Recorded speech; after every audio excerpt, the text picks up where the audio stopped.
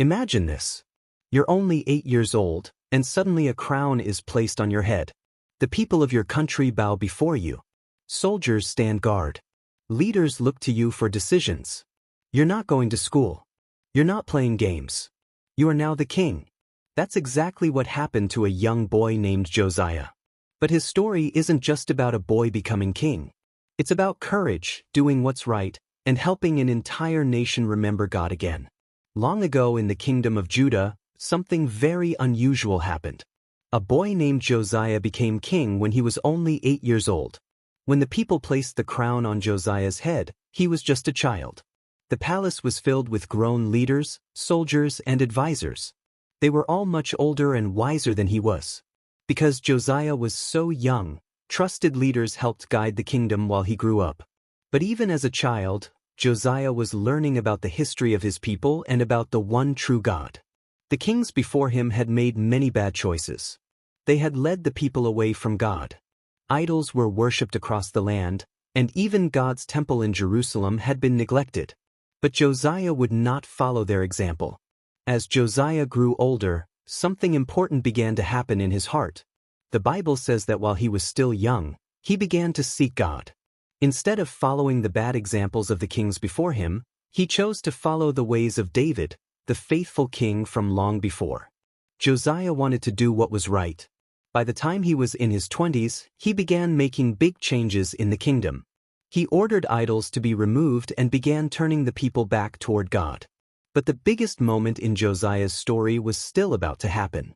When Josiah was 26 years old, he ordered workers to repair the temple of God in Jerusalem. The temple had been neglected for many years.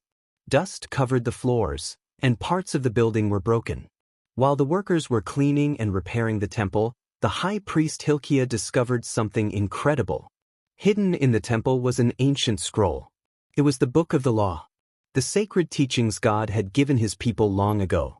For many years, the people had forgotten about it. The scroll was brought to King Josiah, and it was read aloud to him. As Josiah listened to the words of God's law, he realized something very serious. The people had not been following God's commands for a long time. Josiah knew the nation had gone in the wrong direction.